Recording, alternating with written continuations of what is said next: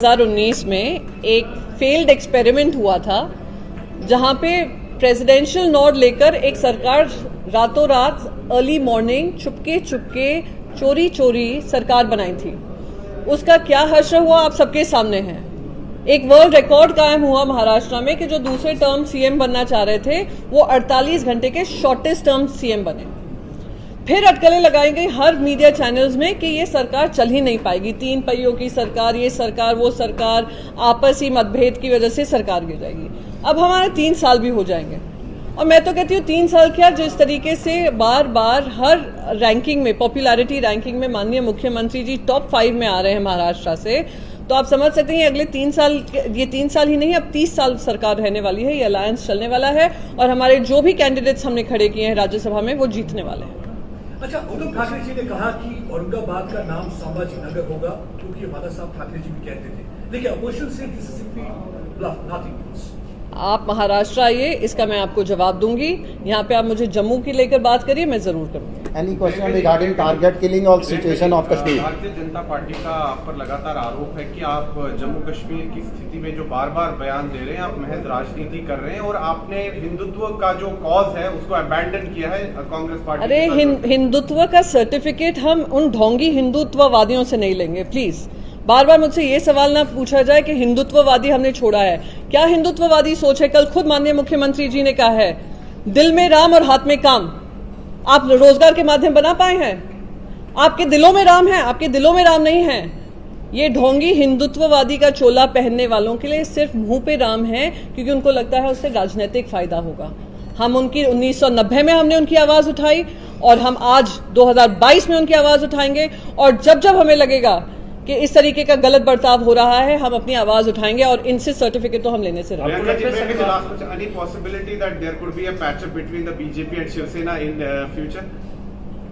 ये बार बार ये सवाल है। मैंने कहा 3 साल क्या 30 साल हमारा कोalition चलने वाला है और हम विजयी होने वाले हैं, तो बार बार अटकलें लगाना मैं मानती हूँ कि अननेसेसरी कॉन्वर्सेशन भटकाने का काम है। मैम, आपको लगता है कश्मीरी पंडितों की रिहेबिलिटेशन के लिए कुछ और स्टेप सरकार को उठाने चाहिए? पीएम पैकेज के अलावा भी कुछ कॉन्क्रीट अगर अरे पीएम पैकेज ही आप पूरा कर दीजिए। 6000 घर वादे किए थे, आज उसका 14% भी नहीं हुआ है। आपने रोजगार के माध्यम बोले थे, वो रोजगार भी नहीं मिले हैं और जिनको रोजगार मिले हैं वो भी मनमोहन सिंह जी के टेन्योर में मिले हैं, उनको भी आप सुरक्षित माहौल नहीं दे पा रहे हैं। तो कुछ तो आप दिखाइए ना। पीएम पैकेज अनाउंस करने के लिए बहुत अच्छा है, ये वैसे ही है जैसे पूरी राजनीति कश्मीर फाइल्स पे की, टैक्स फ्री कर दिया, सब कर दिया, कहा कि कश्मीरी पंडितों को इंसाफ मिलेगा, सबको ये उनके जो चोट थी आपने फिर से उसको ताज़ा कर दिया।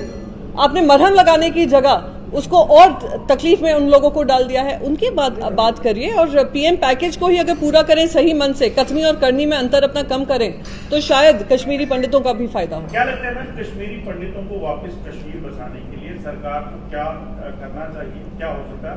आप उनके लोगों से मिले भी हैं, तो क्या सजेशन उनकी तरफ से? हमने बहुत, उन्होंने क्लियरली सबसे पहले कहा है कि इंटेलिजेंस फेलियर्स हुए हैं, सरकारी जॉब्स भी अब उनके लिए सेफ नहीं है। जब खुल्ला उनकी हत्याएं हो जाती हैं, पिस्टल किलिंग होती है, ये लोग बार बार गर्व से कहते हैं पत्थरबाजी नहीं हो रही है, पर आप ये देखिए टारगेटेड किलिंग्स कौन कर रहे हैं? जिनके रिकॉर्ड नहीं है। तो क्या जो पत्थरबाजी करते थे क्या उनके हाथ में गन्स आ गई हैं? ये भी पूछने का मुद्दा है। तो ये सारी चीजें केंद्र सरकार को ध्यान देनी होंगी और सारे ही जन एक आवाज में मुझे बोल रहे हैं कि हमें एक सुरक्षित माहौल नहीं दिया जा रहा है, हमारी जिंदगी के साथ खिलवाड़ किया जा रहा है, हमें झूठे वादे किए जा रहे हैं इस उम्मीद में कि ये लोग एक तरीके की नॉर्मलसी दिखा पाए और अपनी राजनीति कर पाए। गवर्नमेंट कह रही है कि टेररिज्म कम हुआ है कश्मीर में, हालात सुधरे हैं। उसका जवाब आप लोग, क्योंकि यहाँ पे रहते हैं, देखते हैं, आप लोग सब समझ सकते हैं कि उसका जवाब क्या है।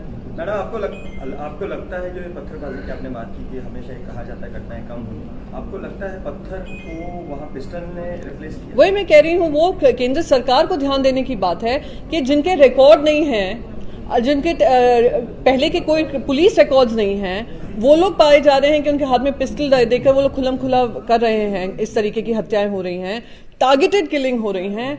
तो वो कहीं ना कहीं केंद्र सरकार को देखना होगा कि ये कैसे हो रहा है, क्यों हो रहा है, और कहीं ये इंटेलिजेंस फेलियर, जो सही मायने में इंटेलिजेंस फेलियर ही मैं कहूंगी कि हो रहा है, जिसकी वजह से फिर से हिंदुओं को टारगेट किया जा रहा है। मैम, क्या आपको लगता है कि कश्मीर फाइल्स के बाद कश्मीर घाटी के अंदर टारगेट किलिंग्स बढ़ेगी?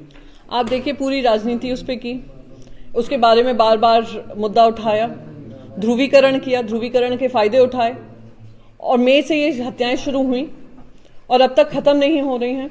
और बार बार ये कहा जाता है, बड़ी बड़ी बातें की जाती है कि ईंट का जवाब पत्थर से देंगे। क्या ईंट का जवाब पत्थर से देंगे?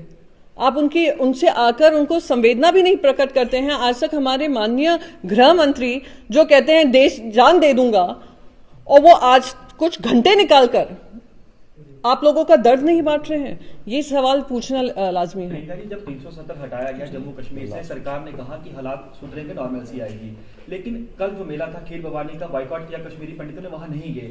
उन्होंने कहा कि जो 32 साल पहले की तस्वीर थी वही हमारी आंखों के सामने, अमरनाथ यात्रा शुरू होने वाली है। आपको लगता है कि ऐसे हालात में यात्रा हो पाएगी? डर आपको भी लग रहा है, डर इन हालातों में?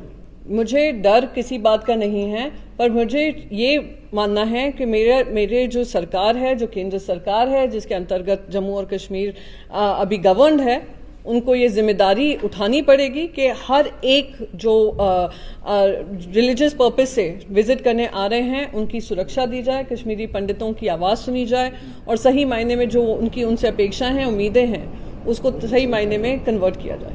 Thank you thank very you much. So much. Thank you.